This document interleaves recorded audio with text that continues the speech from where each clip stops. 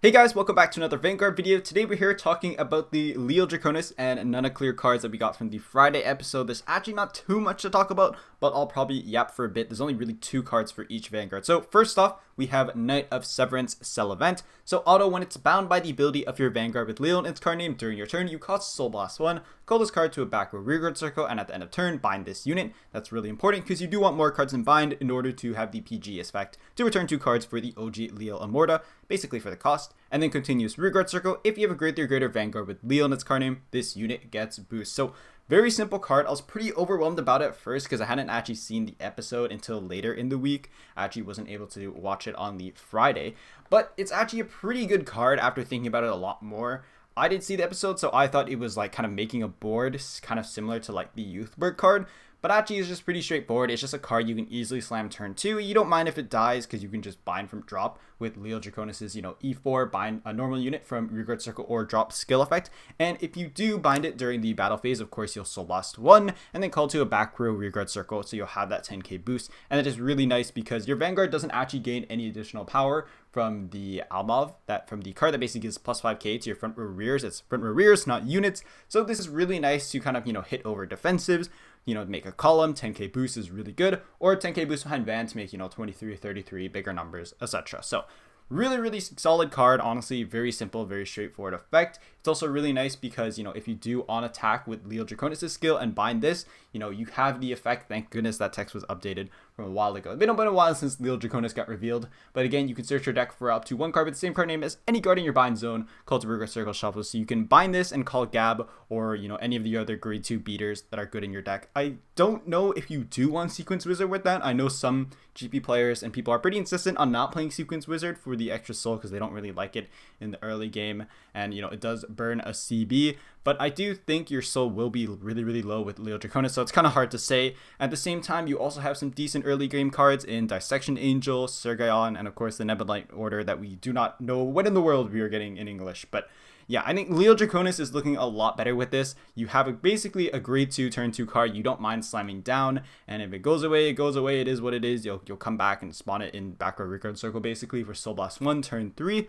And that boost is active when you're on the grade 3 greater Vanguard and doesn't check like Almov. So really solid card all around, just really good. Like 10k boost. I think this is definitely a card Liael Draconis needed. I'm not sure if this really makes it necessarily meta, but it does help with, I think, a lot of the early problems that the deck had. I think soul is still really tight in this deck, which is why some people were really insistent on having Sequence Wizard, because you can get that double soul charge.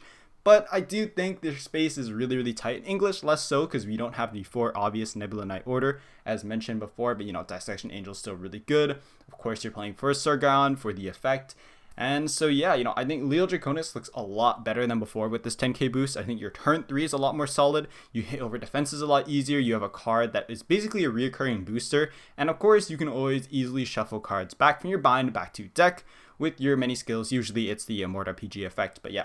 Building up that bind is really nice, and I like how they showcased that in the Friday episode to basically make it so, Erica could PG twice and essentially survive the turn. So I think this card is very simple, was really underwhelming to me at first, but I think it does a lot for the deck. So Liael Draconis mains, let me know what you think of this card. I said the OG Immorta name. But yeah, I think it's a big upgrade. Let me know what you think. It's just a very straightforward card, it does a lot for the deck, and 10k booster is 10k boost. So the next card to talk about is Knight of the Vast Oswin. So auto rearguard circle when this unit boosts. If you have a grade 3 or greater Vanguard with Liael in its card name, this unit gets plus 2k until end of battle for each card in your bind zone. So funnily enough, this is kind of synergy with Hostage. If you do accelerate your bind zone enough, there's also the grade 2 that Erica using the anime that also accelerates your bind zone as well. So this guy could easily become a very fast 10k or bigger booster. 12k or bigger booster. That plus 2k can stack up very fast. Once you reach 5, he's hitting 18. So 18 boost is magic numbers. But, he is a common, and, you do have, like, barely any grade 1 slots in the deck because, you have to play. You probably don't need 4 Dissection Angels now, but you definitely are playing some amount of Dissection Angels. You're definitely playing 4 Sargon. You're playing 3 or 4 Almov for sure. So, I think this card probably doesn't have space in the deck. It's kind of like just a throwaway card. I guess they want to show on stream to show that, like, Draconis is getting another card. But it's really weird because, Draconis didn't actually get, let me see, the previous card was only a double rare, right? No, okay, it was a triple rare. Nannaclir's cards are double rares, spoilers. But yeah, Oswin is kind of a weird card. I guess this could work with Hostage, but again, your bind zone in the late game will basically get used up when you do PG with the OG Amorta.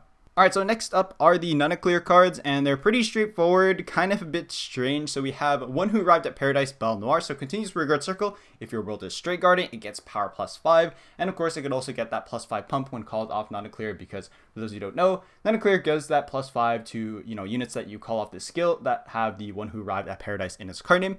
Then auto Rearguard Circle, the second skill. When this unit attacks, you perform all of the following. So if this unit stood by the ability of your grade 3 greater Vanguard with Nannaclir in its card name, and this unit's critical did not increase by an ability other than by a trigger effect, for example, the Order or Nectar, this unit gets crit +1 until end of battle, and at the end of the battle, put this unit to soul. So extra soul is really nice on top of your Inlet Pulse, the grade 2 one that we got with the first reveal of the deck. Your soul shouldn't be too much of a problem. And then the second part of the on attack is if your world is Stray Garden, you cost Soulblast 1 card with the same name as your Vanguard, and it gets +10k until end of battle. So guaranteed crit pressure, really strong. Really weird that this does conflict with the order, but I guess they didn't want you to have like a 3 crit rear before 3 drives, because the game would probably end way too fast that way, especially if you went first. But I do think this card is pretty straightforward and simple. We saw in the anime Ruka basically sack 2 crits, so with the on attack, because it conflicts with non-trigger effects is what I mean. Ruka was able to hit that 4 crit because 2 crit triggers and the crit +1. So honestly, still a pretty solid card. You're probably playing 2 to 3 of this, maybe 4. It is another 0 shield in the deck, but it is, guaranteed crit is guaranteed crit. But at the same time, you do have the order that basically does the same thing, that you could be doing that for, Leaves Dragon or something else that is already really big.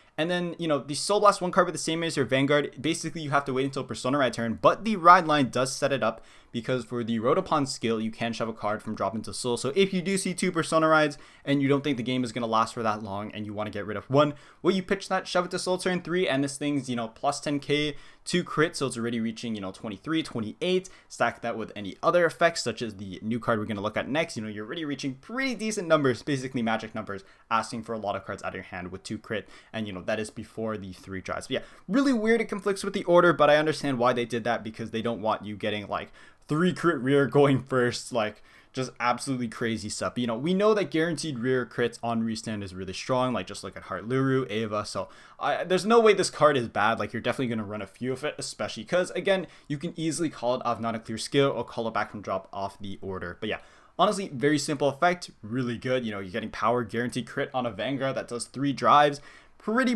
good. Technically triple drive, but 3 drives is really solid. Alright, so this is a card I think the deck really needed. So One Who Arrived at Paradise, Florus. So in case you don't know, Nannaclir is basically a 4 attack deck because of the on attack CB1, restand or rear. So auto drop, if you do not have a rear guard with the same name as this card, this cost is reduced by Soul Blast 1. When your grade 3 greater Vanguard with Nannaclir in its card name is placed during your ride phase, cost Soul Blast 1, call this card to Rearguard Circle. So it basically works the same as Maple, and of course will proc during the Persona Ride when you ride from hand, because you're placing during the ride phase, so you can proc this multiple times. It's not like Maple where the effect, well with Maple you could actually go on standby and get it off multiple times, such as with Luard if you sacked it off first, for those who know that interaction. But essentially you can put multiple of these on standby and it retires itself to set up the effect with the second part. And now for the second part of the skill, so auto Rearguard Circle. When it boosts, if your world is Stray Garden, you choose one of your units, you may give it +5k. Also, Stray Garden is the easiest condition in the world for this deck. If you give it +5k at the end of turn, retire this unit. So it is only an 8k booster, because you are likely giving that +5k to the rear that is going to restand in order to pump that column. But if you have 2 of these, one of these boosting Vanguard and one on the other side, because Nannaclir is a 4 attack deck, you're buffing that column twice by +5k, and that is honestly pretty strong, because you could swing, if you aren't playing for fronts, you could swing the other non-side that you're not restanding, basically to give that +5k pump twice. And then of course you have Cabbage in the back row that also restands when the rear in front of it restands. So you're essentially getting a column restanding and getting that +5k pump. And having reoccurring boosters is really nice for this deck. You get a booster off the ride line. And setting up a board is really easy for this deck as well. So this is really just extra utility for the deck, which is really nice. But yeah, this set 11 continues to just keep bringing Maple clones, which I think is hilarious. I'm just absolutely shilling on these thumbnails, doing the same idea again and again. But that really is what it is. We've gotten four, I think 5. Okay, the Varga card wasn't really a Maple clone, but we've definitely gotten a few Maple clones for sure within the past few sets, which I think is just hilarious. They're just screw it, we'll just give another Maple clone to a Divine Z deck.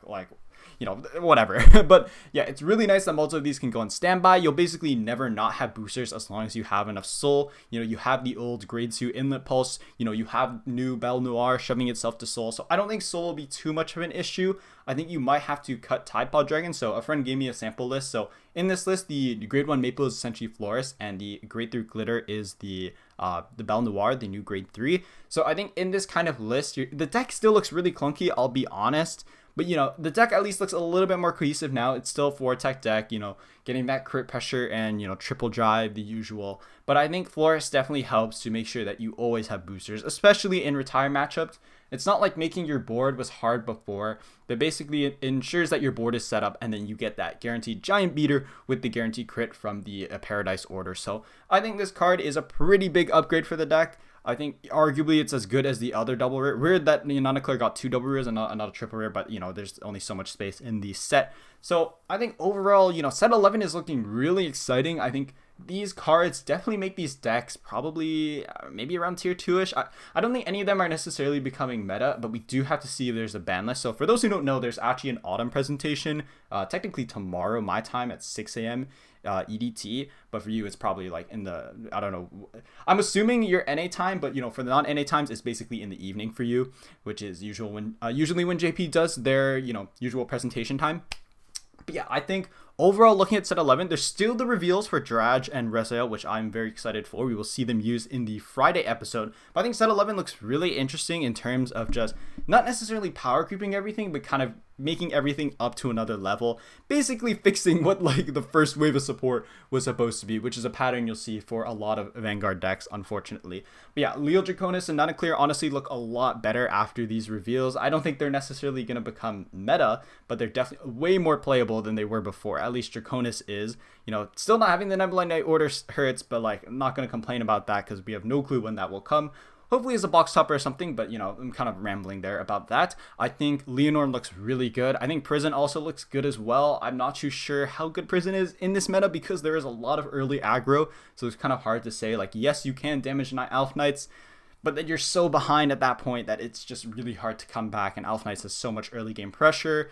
Bab is still doing whatever it wants with 0 CB, and I think like the decks that, you know, will aggro early. So I think this meta is really interesting, actually, especially if Bab does get hit, which I'm hoping will happen. I think Elf Knights is also very, very strong. Arguably could be, you know, it's arguably basically on the same level as Bab, if not like tier 1.5. So, you know, something like that. Anyways, I'm not here to talk about tier lists. I think set 11 is really exciting, and of course Jiva support too. Thank goodness. I was playtesting the deck, just kind of rambling on. I think the deck is a lot better than before, way more consistent. Probably around tier 2-ish, Copium, tier 3, something like that, 2.5, something like that. But yeah, I think the decks all got really great upgrades in this set.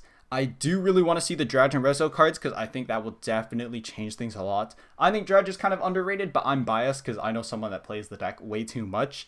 But yeah, that's pretty much it from me. I think the rest of the set is quite exciting. Stay tuned for the Friday episode. We'll probably make a community post for that if I can get, you know, to watch the episode live. And then, you know, Tuesday will be the live stream reveal. And then, of course, if there is really big news for a new set, or I feel like there should be a video or something. I haven't made a YouTube short in a while, maybe a YouTube short for the presentation. But we'll see. There should be really big news, at least for a new anime season, because we know that basically...